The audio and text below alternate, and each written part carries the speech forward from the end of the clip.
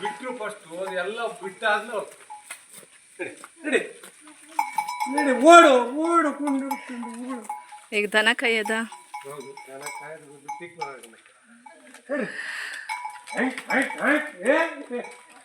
ಸ್ವಲ್ಪ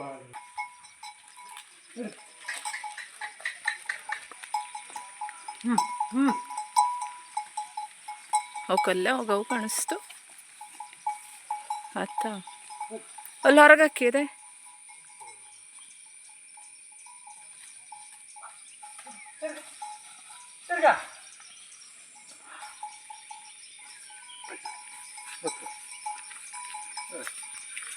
ನೀ ಹೋಗೆ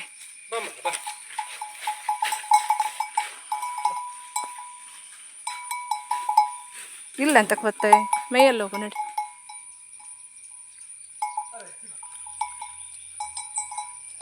ಅವು ಬತ್ತ ನೀ ಹೋಗು.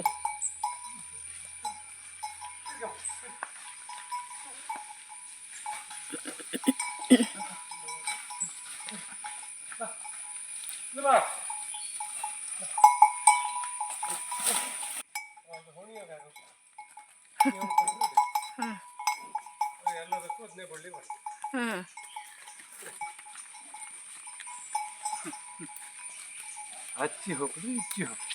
ಇವತ್ತಿಗೆ ದನ ಕಾಯ್ಯದ ದನ ಕಾಯೋದು ನೋಡ ಸತ್ತಿ ಬರೋದು ವಾಪಸ್ಸು ನಡಿ ನಡಿ ನಡಿ ಪಟ ಪಟ ನಡಿ. ಹಾಂ ನಡಿ ನಿನ್ನ ಹತ್ರ ಬಪ್ಪಲ್ಲ ಎದಕ್ಕೋ ಇದಕ್ಕೆ ಹಂಗದು ಗೊತ್ತಿದ್ದು ನಮ್ಮ ಯಾರು ಹಾಂಗೆ ಹುಷಾರಿದ್ದೋಳ ಹುಷಾರಿ ಬಳಗದ್ದೆ ಅಂತ ಅದು.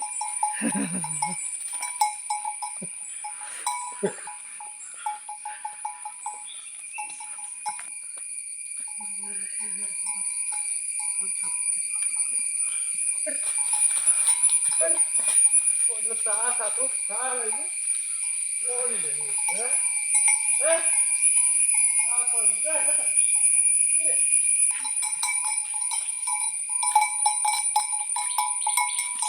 ಅಲ್ಲಲ್ಲ ಅಲ್ಲಿ ಹೋದ ಬಾ ಬಾ ಬಾ ಬಾ.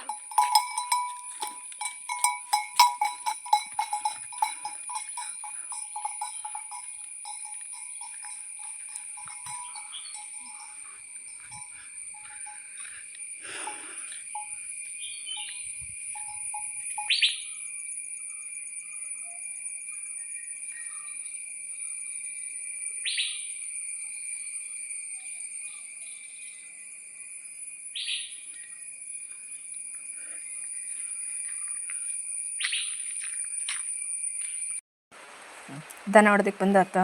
ದನ ಹೊಡೆದಕ್ಕೆ ಅಲ್ಲಿವರೆಗೆ ಹೊಡೆದ್ನೆ. ಈಗ ಹೋಗ್ತಾವು ಇನ್ನು ಮುಂದೆ ಅವು ಬ್ಯಾಡಕಲ್ಲಿ ಹತ್ತರತ್ತಲ್ಲ ಹೋಗ್ತಾ. ನೀ ಇಲ್ಲಿ ಎಂತ ಮಾಡ್ತಾ ಇದ್ದೆ ಇನ್ನು ಮನೆ ಮನೆ ಹೋಗ್ತೀವಿ ಹಂಗೆ ಪದಾರ್ಥಲ್ಲ ಅಜ್ಜಿಲ್ಲ ಇವತ್ತು ಮಾಡು. ಇವತ್ತು ಬೆಂಡೆಕಾಯಿ ಪಲ್ಯ ಮಾಡು ಚಲೋ ಮಾಡಿ ಫಸ್ಟ್ ಕ್ಲಾಸ್ ಬೆಂಡೆಕಾಯಿ ಪಲ್ಯ ಮಾಡಿ. ಬಂಜಿ ಕಾಡೀಗ ಇಲ್ಲಿ ನೋಡು ಇಲ್ಲಿ ಕೊಡ್ಲು ತೋರಿಸ್ತೀವಿ ಒಂದು. ಈ ಕೊಡ್ಲು ಒಂದಿದ್ದು ನಮ್ಮಲ್ಲಿ ಹಾಳು ಕೊಡ್ಲು ಹೊತ್ತಲ್ಲ ಅದು ಅಂದರೆ ಈ ಕೊಡ್ಲಲ್ಲಿ ಇಲ್ಲಿ ಊರಲ್ಲಿ ಬ್ಯಾಡ್ದಿದ್ದು ವೇಸ್ಟೇಜ್ ಅಷ್ಟು ಇಲ್ಲಿ ತಂದು ಹಾಕ್ತಾ ಅಂತ ಕೇಳಿದ್ರೆ ಒಂದು ಕೊಡ್ಲಿಗೆ ಅಲ್ಲಿ ತಂದು ಹಾಕ್ಬಿಟ್ರೆ ಒಂದು ಬದಿಗೆ ಇರ್ತಲ್ಲ ಕಡೆ ಒಂದು ಆಗ ಬೆಂಕಿ ಕೊಟ್ಟು ಅಲ್ಲಿ ಕ್ಲೀನ್ ಮಾಡಿಬಿಡ್ತೀವಿ ಹಂಗೆ. ಅಂದರೆ ಇಲ್ಲಿ ಪ್ಲಾಸ್ಟಿಕ್ಕು ಇದೊಂದು ಒಳ್ಳೆ ಸಂಸ್ಕಾರನೇ ನಮ್ಮೂರಲ್ಲಿ ಸಂಸ್ಕಾರ ಅಂದರೆ ಅಂತ ಕೇಳಿದ್ರೆ ಈಗ ಎಲ್ಲೆಲ್ಲೋ ತಗೊಂಡೋಗಿ ಕಂಡಲ್ಲಿ ಒಗೆದು ಅದು ಯಾವುದೂ ಮಾಡ್ತೀವಿ ಅಲ್ಲಿ ಇದೆಲ್ಲ ಚೀಲ ತುಂಬಿಟ್ಗತ್ತ ತುಂಬಿ ಇಲ್ಲಿ ತಂದು ಹಾಕಿ ಸುಡ್ತಾ. ಗ್ಲಾಸ್ ಪೀಸು ಬಳೆ ಎಲ್ಲದನ್ನೂ ಇಲ್ಲೇ ತಂದು ಹಾಕಿ ಎಲ್ಲ ಕ್ಲೀನ್ ಪ್ಲಾಸ್ಟಿಕ್ಕು ಎಲ್ಲದನ್ನೂ ಇಲ್ಲೇ ತಂದು ಹಾಕ್ತಾ ಒಂದು ಸರಿ ಬ್ಯಾಸಿಗೆಲ್ಲ ಒಂದು 2 ಸರಿ ಬೆಂಕಿ ಕೊಟ್ಟು ಚೊಕ್ ಮಾಡಿಬಿಡ್ತೀವಿ. ಅದಷ್ಟು ಕ್ಲೀನ್ ಮಾಡಿಬಿಟ್ರೆ ಮಳೆಗಾಲ ಬಪ್ಪಗಳು ಎಲ್ಲ ಕ್ಲೀನ್ ಹಿಂಗೆ ಮಾಡ್ರೆ ಊರೆಲ್ಲ ಕ್ಲೀನ್ ಇರ್ತೀವಿ. ಇಲ್ಲಿ ಕಂಡಲ್ಲಿ ಪ್ಲಾಸ್ಟಿಕ್ ಹಾಕೋದು ಆ ಪದ್ಧತಿ ಇಲ್ಲೇ. ಹಾಯ್ ಫ್ರೆಂಡ್ಸ್, ದನ ಹೊಡೆದಕ್ಕೆ ಬಂದದ ಕೂಡ ಬೆಂಡೆಕಾಯಿ ಪಲ್ಯ ಮಾಡ್ತಾಯಿದ್ದೆ ನೋಡಿ. ಇದು ಬಿಳೆ ಬೆಂಡೆಕಾಯಿ ನನ್ನ ಬ್ಲಾಗಲ್ಲಿ ನಾನು ತೋರಿಸಿದ್ದೆ. ಅಲ್ಲಿ ತುಂಬ ಉದ್ದುದ್ದಕ್ಕೆ ಇತ್ತು, ಆದರೆ ಇದು ಯಾಕೋ ಈಗ ಮಳೆ ಸ್ಟಾರ್ಟ್ ಆಗಿರೋದ್ರಿಂದ ಚಿಕ್ಕ ಚಿಕ್ಕ ಬೆಂಡೆಕಾಯಿ ಆಗ್ತಾಯಿದೆ ನೋಡಿ ಎಷ್ಟು ಚೆನ್ನಾಗಿದೆ ಅಂತ. ಚಿಕ್ಕ ಚಿಕ್ಕದು ಸೊಟ್ಟಾಗಿರೋದೆಲ್ಲ ಆಗ್ತಾಯಿದೆ ನೋಡಿ. ಈಗ ಇದನ್ನು ಚಿಕ್ಕ ಚಿಕ್ಕದಾಗಿ ಕೊರೆದಿಟ್ಕೊಳ್ಬೇಕು. ನಾನು ಬೆಂಡೆಕಾಯಿ ಪಲ್ಯ ಮಾಡ್ತಾಯಿದ್ದೀನಿ. ಇದು ಬಿಳೆ ಬೆಂಡೆ ಇದರೊಳಗೆ ತುಂಬ ವೆರೈಟಿ ಬಂದಿದೆ. ಹೆಸರು ಬೆಂಡೆ ತುಂಬ ವೆರೈಟಿನೇ ಇದೆ ನೋಡಿ. ಇದು ಮರಿಗೆ ಗೊಜ್ಜು ಮಾಡೋ ಮರಿಗೆ. ಇದರಲ್ಲಿ ಉಪ್ಪು ಮತ್ತು ಗಾಂಧಾರಿ ಮೆಣಸನ್ನು ಅರ್ದಿಟ್ಕೊಳ್ತಾ ಇದ್ದೀನಿ. ಈಗ ಒಂದು ಬಾಣಲೆಗೆ ಉದ್ದಿನಬೇಳೆ, ಸಾಸಿವೆ,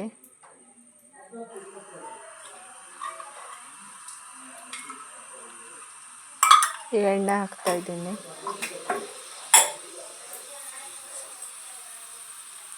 ಈಗ ಸಾಸಿವೆ ಮತ್ತು ಹಿಂಗನ್ನು ಹಾಕಬೇಕು.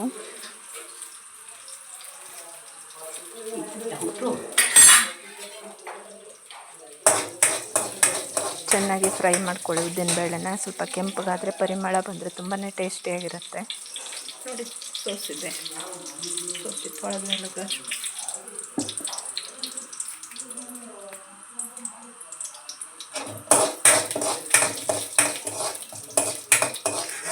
ನೋಡಿ. ಉದ್ದಿನಬೇಳೆ ಈಗ ಫ್ರೈ ಆಗಿದೆ. ಈಗ ಒಂದು ಸ್ವಲ್ಪ ಸಾಸಿವೆ ಕಾಳು, ಕರಿಬೇವು, ಈಗ ಕರಿಬೇವನ್ನು ಹಾಕಿ ಫ್ರೈ ಮಾಡ್ಕೊತಾ ಇದ್ದೀನಿ. ಈಗ ಒಂದು ಸ್ವಲ್ಪ ಸಾಸಿವೆ ಕಾಳು ಮತ್ತು ಇಂಗು ಮತ್ತು ಅರಿಶಿಣವನ್ನು ಹಾಕಬೇಕು. ಈಗ ನೀವು ನೋಡ್ತಾ ಇರ್ಬೋದು ಫ್ರೈ ಆಗ್ತಾಯಿದೆ ಉದ್ದಿನಬೇಳೆ ನೋಡಿ. ಈಗ ಇಂಗು ಹಾಗೆ ಸಾಸಿವೆ ಕಾಳು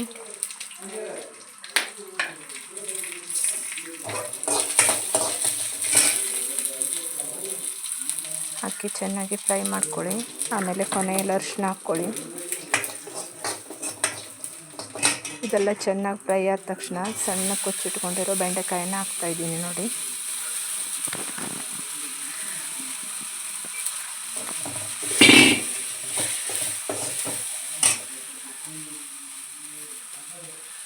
ಈಗ ಇದಕ್ಕೆ ಒಂದು ಅರ್ಧ ಲಿಂಬೆ ಕಡಿನ ಹಿಂಡ್ತಾ ಇದ್ದೀನಿ.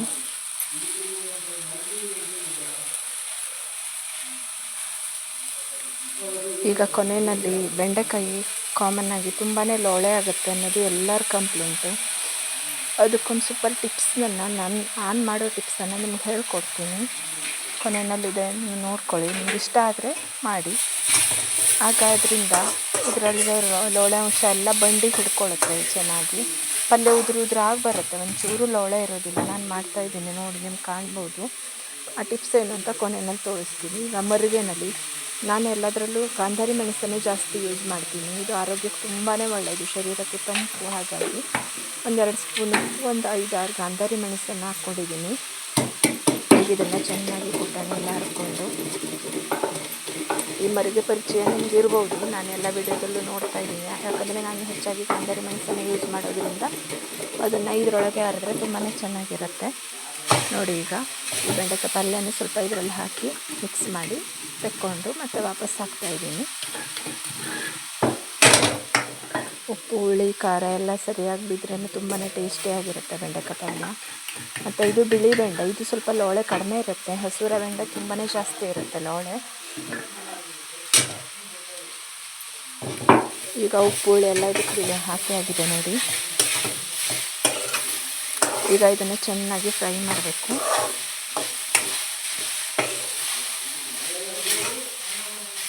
ಅದಕ್ಕೆ ನೀರೇನು ಹಾಕೋ ಅಗತ್ಯ ಇಲ್ಲ, ಮತ್ತು ಎಣ್ಣೆನೂ ಜಾಸ್ತಿ ಏನು ಹಾಕಿಲ್ಲ, ಸ್ವಲ್ಪ ಅಷ್ಟೇ ಹಾಕಿರೋದು. ಈಗ ಇದನ್ನು ಚೆನ್ನಾಗಿ ಫ್ರೈ ಮಾಡಬೇಕು. ಈಗ ಇದು ತುಂಬ ಹೊತ್ತೇನು ಬೇಡ, ಎಳೆ ಬೆಂಡೆಕಾಯಿ, ಹಾಗಾಗಿ ಕಾಯಿ ತುರಿನೂ ಇದಕ್ಕೆ ಆ್ಯಡ್ ಮಾಡ್ತಾಯಿದ್ದೀನಿ. ಈಗ ಇದನ್ನು ಚೆನ್ನಾಗಿ ಫ್ರೈ ಮಾಡಿದ್ರೆ ನಮ್ಮ ಬೆಂಡೆಕಾಯಿ ಪಲ್ಯ ರೆಡಿ ಆಗುತ್ತೆ.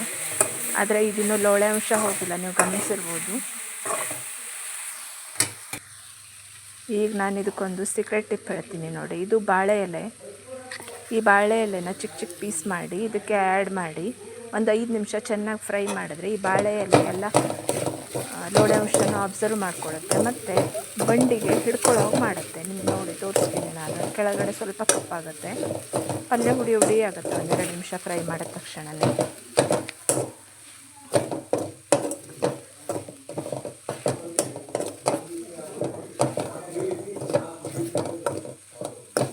ನೋಡಿ ಎಷ್ಟು ಚೆನ್ನಾಗಿ ಫ್ರೈ ಆಗ್ತಾಯಿದೆ ಅಂತ.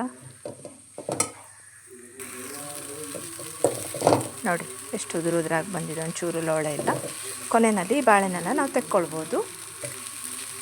ಈ ನೋಡಿ ಕೆಳಗಡೆ ಸ್ವಲ್ಪ ಕಪ್ಪಾಗಿದೆ, ನಾನು ಬಾಳೆ ಎಲ್ಲ ತೆಗೆದುಬಿಟ್ಟೆ ನೋಡಿ. ಈಗ ಕೆಳಗಡೆ ಸ್ವಲ್ಪ ಕಪ್ಪಾಗುತ್ತೆ, ಯಾಕಂದರೆ ಆ ಲೋಳೆ ಅಂಶ ಎಲ್ಲ ಬಾಣಲಿಗೆ ಹಿಡ್ಕೊಂಡು ಬಿಡುತ್ತೆ. ಪಲ್ಯ ಉದುರಾಗಿ ಬರುತ್ತೆ ನೋಡಿ ಎಷ್ಟು ಚೆನ್ನಾಗಾಗಿದೆ ಅಂತ. ನೋಡಿ ಸ್ವಲ್ಪ ಕಪ್ಪಾಗಿದೆ ಬಾಣಲಿ. ನಿಮಗೆ ಈ ವಿಡಿಯೋ ಇಷ್ಟ ಆಗಿದ್ರೆ ಲೈಕ್ ಮಾಡಿ, ಶೇರ್ ಮಾಡಿ, ಕಾಮೆಂಟ್ ಮಾಡಿ, ನನ್ನ ಚಾನಲ್ಗೆ ಸಬ್ಸ್ಕ್ರೈಬ್ ಆಗಿ. ಈಗ ನಮ್ಮಲ್ಲಿ ಇವತ್ತಿನ ಊಟದ ಮೆನುನ ನಿಮ್ಗೆ ತೋರಿಸ್ತಾ ಇದ್ದೀನಿ ನೋಡಿ. ನಮ್ಮಲ್ಲಿ ಕನಿಷ್ಠ 3 ಪದಾರ್ಥ ಇದ್ದೇ ಇರುತ್ತೆ. ಇವತ್ತಿಂದು ಬೆಂಡೆಕಾಯಿ ಪಲ್ಯ, ಬಾಳೆಕಾಯಿ ಸಾಂಬಾರು ಪಲ್ಯ, ಹಾಗೆ ಇದು ಮಾವಿನಕಾಯಿ ಮಜ್ಜಿಗೆನ್ಸ್ ಗೊಜ್ಜು ಅಂತ ಹೇಳ್ತೀವಿ. ಇದು ಮಾವಿನ ಹಣ್ಣು ಸಾಸಿವೆ, ಈ ವರ್ಷದ ಕೊನೆ ಸಾಸಿವೆ ಅಂತಲೇ ಹೇಳ್ಬೋದು. ಹಾಗೆ ಮಾವಿನ ಹಣ್ಣು ಪಾಯಸ ಈ ಸೀಸನಲ್ಲಿ ಕಾಮನ್ನಾಗಿದ್ದೇ ಇರುತ್ತೆ. ಬೆಳಗ್ಗೆ ತಿಂಡಿ, ಮಧ್ಯಾಹ್ನ ಊಟ, ರಾತ್ರಿ ಊಟ ಎಲ್ಲದಕ್ಕೂ ಫುಲ್ 1 ಬೌನಿ ಪಾಯಸ ಮಾಡಿದ್ರೆ ಸಂಜೆವರೆಗೂ ಖಾಲಿ ಮಾಡ್ತೀವಿ. ಹಾಗೆ ಮೊಸರಂತೂ ಹವ್ಯಕರ ಊಟಕ್ಕೆ ಇದ್ದೇ ಇರಬೇಕು ನೋಡಿ. ಇವತ್ತಿನ ನಮ್ಮನೆಯ ರೆಸಿಪಿಗಳನ್ನು ನಿಮಗೆ ತೋರಿಸ್ತಾ ಇದ್ದೀನಿ. ಹೀಗೆ 3-4 ರೆಸಿಪಿಗಳಿದ್ದರೆ ಊಟ ಮಾಡೋದಕ್ಕೆ ತುಂಬಾ ಖುಷಿಯಾಗುತ್ತೆ. ನಿಮಗೂ ಹೀಗೆ ಈ ಥರ 3-4 ಪದಾರ್ಥ ಇದ್ದರೆ ಊಟ ಮಾಡೋಕ್ಕೆ ತುಂಬ ಖುಷಿಯಾಗಿದ್ದರೆ ಕಾಮೆಂಟ್ ಮಾಡಿ ತಿಳಿಸಿ. ಅದ್ರ ಜೊತೆ ಇವತ್ತು ಬಕ್ಕೆಹಣ್ಣು ಇತ್ತು ನೋಡಿ, ನಿಮಗೆ ತೋರಿಸ್ತಾ ಇದ್ದೀನಿ. Thanks for watching.